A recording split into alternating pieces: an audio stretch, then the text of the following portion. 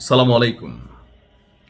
নির্বাচনের ঠিক আগের দিন পর্যন্ত অথবা নির্বাচনের দিনও একটা ন্যারেটিভ তৈরি করার চেষ্টা করা হয়েছিল যে যদি বিএনপি ক্ষমতায় আসে তাহলে আওয়ামী লীগকে পুনর্বাসন করবে। এমনকি ধরেন এই যে জুলাই আগস্ট অভ্যুত্থানকে কেন্দ্র করে আওয়ামী লীগের বিভিন্ন নেতাকর্মীদের বিরুদ্ধে যে মামলা, অথবা যারা ধরেন দেশ ছেড়ে পালিয়েছে, লাইক আপনার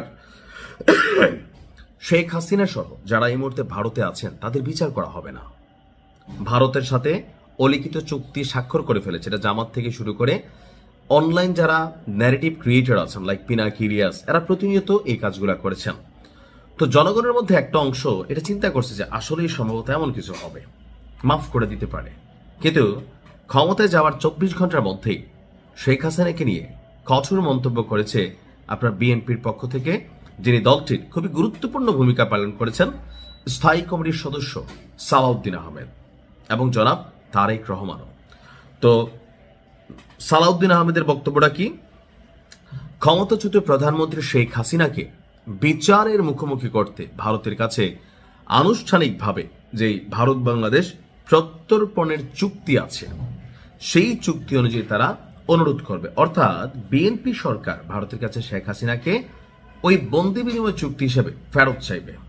তো তারেক রহমান বলছেন এই ফেরত চাওয়ার প্রক্রিয়াটা আইন যেভাবে করা আছে ঠিক সেভাবেই হবে, অর্থাৎ আইনে যা আছে সেই প্রক্রিয়াকে করেই তারা ফেরত চাইবে।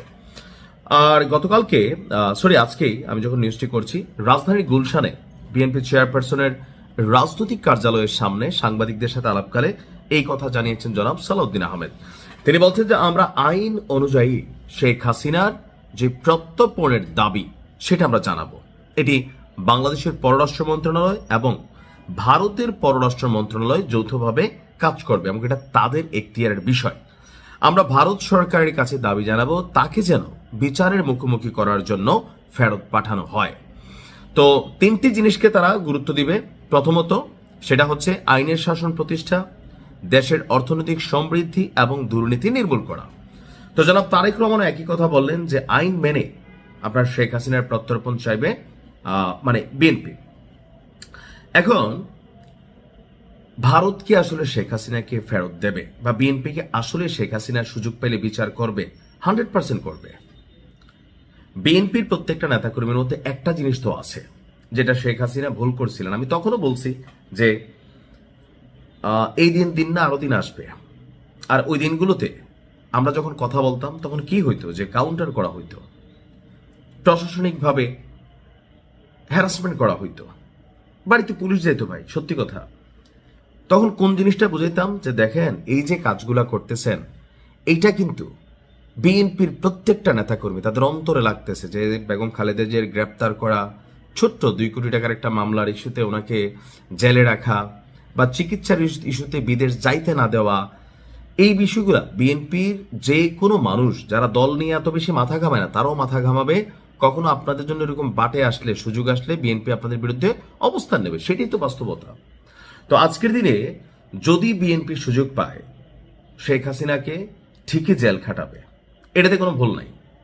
কেন ভুল নাই? ওই যে মায়ের ইস্যু, জনাব তারেক রহমানের কাছে তার মায়ের যে ইস্যু, অথবা ধরেন তিনি দীর্ঘদিন দেশে আসতে পারেন নাই, তো সবকিছু মিলিয়ে আওয়ামী লীগকে যদি বিচারের সুযোগ হয়, বিশেষ করে শেখ হাসিনা, ওবায়দুল কাদের, এরকম আরো বেশ কয়েকজন, যেমন লুৎফুজ্জামান বাবর দীর্ঘ জীবন তিনি কারাবরণে পড়ে গেছিলেন, তাই না? তো এরকম আওয়ামী লীগেরও অনেক বড় বড় ক্যারেক্টার আছে যাদেরকে বিএনপি প্রত্যর্পণের চুক্তিতে আনতে পারলে 100% এরা ক্ষমতায় থাকাকালীন, বিএনপি ক্ষমতায় থাকাকালীন তারা জামিন পাবে না। তবে মির্জা ফখরুল ইসলামের বিষয়টা আলাদা, এরকম অনেকে জামিন পাইছেন, গ্রেপ্তার হয়েছেন, রিজভী সাহেবও, সেটা আলাদা। তবে শেখ হাসিনার বিচার করবে বিএনপি, এটাতে কোনো ভুল নাই। ভালো থাকুন, আসসালামু আলাইকুম।